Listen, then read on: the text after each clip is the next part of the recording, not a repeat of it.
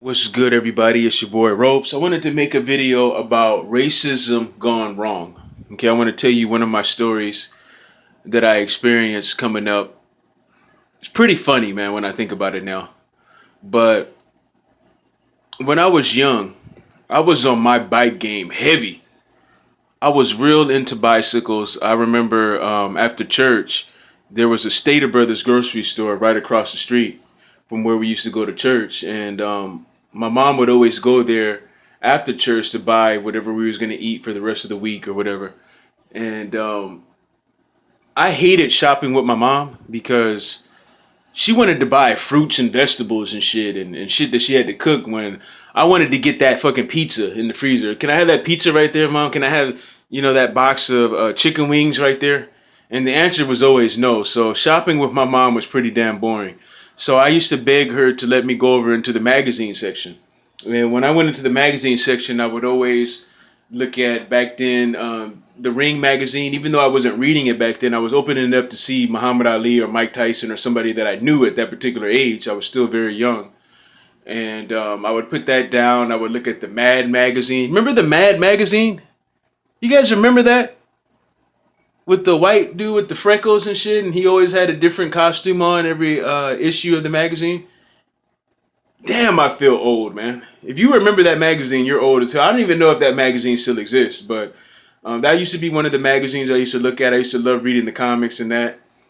And I would look at the gun magazine. But what I would do is I would put it down, opened up, and flip the pages so that if my mom crept around the corner, she wouldn't see me looking at that. So I looked at the gun magazines, but my favorite magazine to look at was the bicycle magazines. And I'm telling you, by the time I was 10 years old, I was an expert on bicycles. I knew every single bike. If you were rolling a bike down the street, I knew what it was, when it was made, and everything. So, getting into the story, one day me and my mom were walking home. I can't remember where we was walking home from, but I noticed that one of the neighbors in the neighborhood had a frame sitting in the front of their yard. It was just a frame, it had nothing else.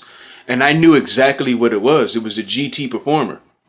And this particular GT, they stopped making it in the mid to late 80s. So I really, really wanted that bike. It was all chrome. Okay, it had some fucked up stickers on it. When I ended up getting it, I ended up peeling all the stickers off and just shining it up. But I remember asking the guy, how much he wanted for the frame. He was talking about $100. Okay, now back then, okay, I'm only 11 years old at this time. $100 is a lot of fucking money. Okay, my mom is looking at me like you are out of your damn mind if you think I'm giving you $100 for that frame. What are you thinking? Why would you want that? And I'm trying to tell my mom, look, you don't understand. They don't make that particular bike anymore. I really want the bike. And she said, well, I'm not buying it. You're going to have to figure out a way to get that on your own, right? So what I started doing was my neighbors, they were giving me $8 a week to just simply take their trash cans and their recycling bins out to the front. And then the trash man would come, dump them out, and then I would just take them back into the yard. That's all I had to do. Easy shit. Took me 5 minutes to do that. $8 a week for that. I was raking up leaves. I remember washing some of my neighbors' cars, and plus the money that I got from my allowance from my mom, because my mom pretty much bought everything that I needed, and she had a Costco card. Back then it wasn't Costco. I think it was I forgot what it was called back then. Can't remember the name of the store, what it used to be, but it was a Costco basically.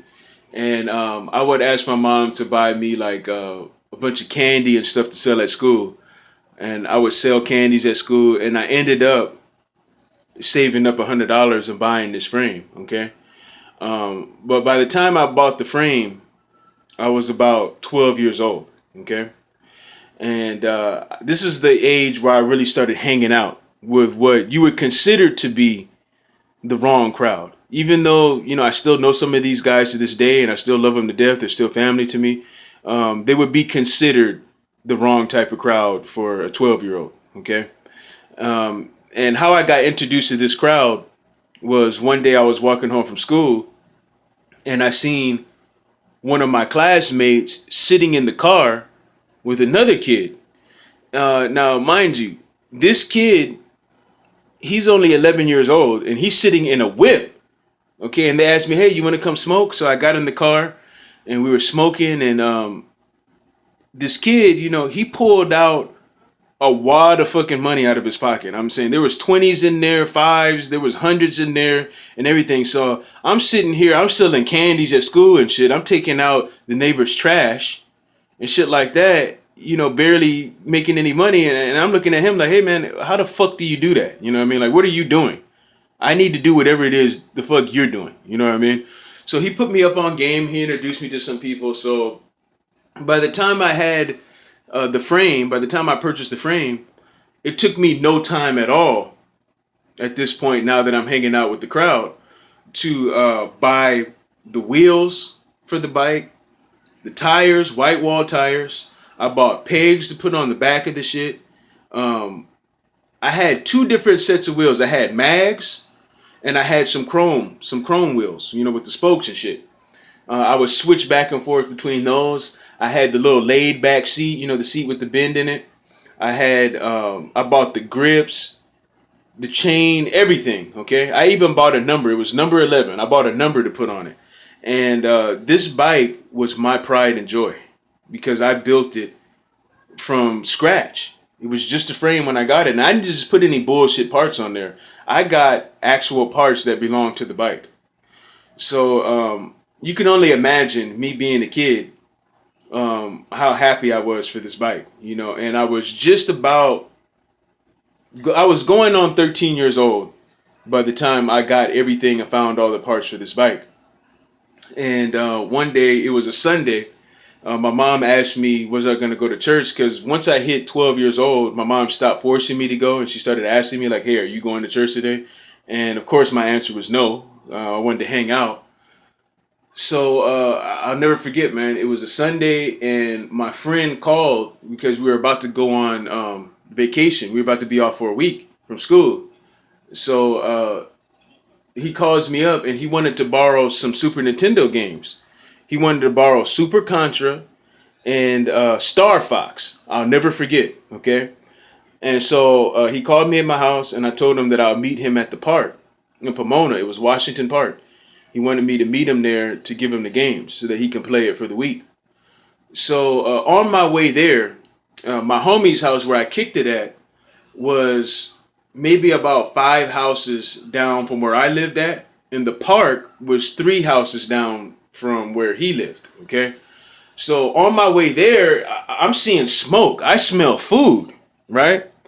I look in the back of the yard. I see tents set up and people are out there deep barbecuing. Okay, so I pull up in the driveway right quick and I'm like, hey, why the fuck didn't you tell me that y'all was doing this today? You know what I mean?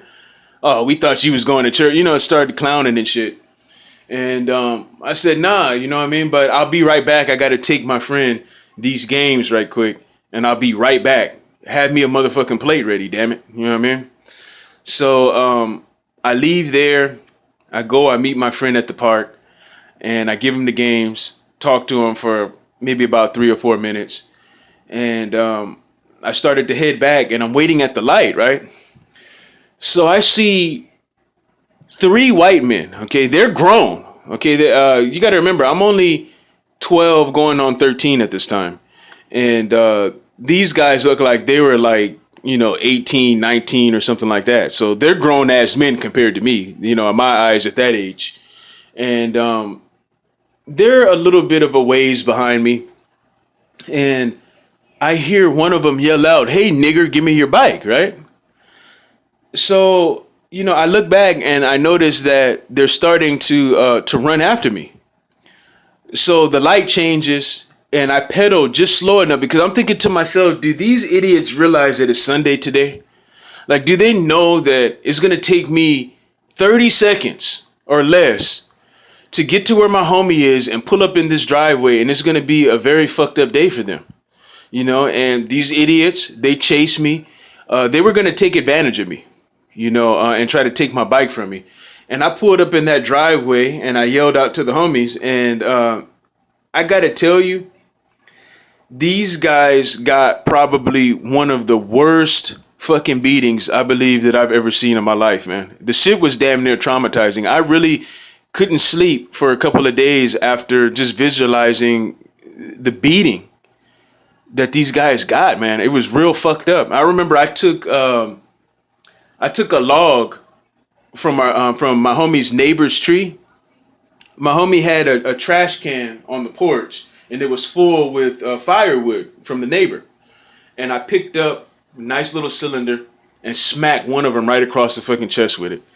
And if somebody didn't remind the homies that where we were, we're at the homie's house right now, those guys probably wouldn't have made it, man. They probably wouldn't. And the guy that I smacked across the chest, he got away. I remember I smacked him across the chest. He went to run, and I threw it at him, and that shit cracked him on the elbow as he was running across the street. He damn near got hit by a car and everything. But he got away and left his other two homies there to get the worst beating that they probably will ever get in their entire life. I know if they're still alive today, I don't know them, but I know if they're still alive today, they will never forget the beating that they got. And that is a story of when racism goes wrong. And I know a lot of people are probably cringing at the fact that we beat the fuck out of them, but for those of you who are going to do that, I mean, think about what those guys were going to do to me. I was just a 12-year-old kid, man. I wasn't that big of a kid. I was real skinny back then, short, and these guys were grown ass men. They were way bigger than me. What were they gonna do to me if they had caught me? And that's why I don't feel bad for them. I didn't feel bad for them. While the beating was going on, I was thinking, damn, this is fucked up. This is extreme, man. I mean, them motherfuckers were bloody and everything, man. They would have died for sure if somebody didn't yell out like, hey, we're at the homie's house right now. Those guys, they got exactly what they deserved, man. But I just wanted to share that story because I was sitting here thinking, man, and that shit just came across my mind for some reason. But I wanted to share that little funny story, man. I'm out.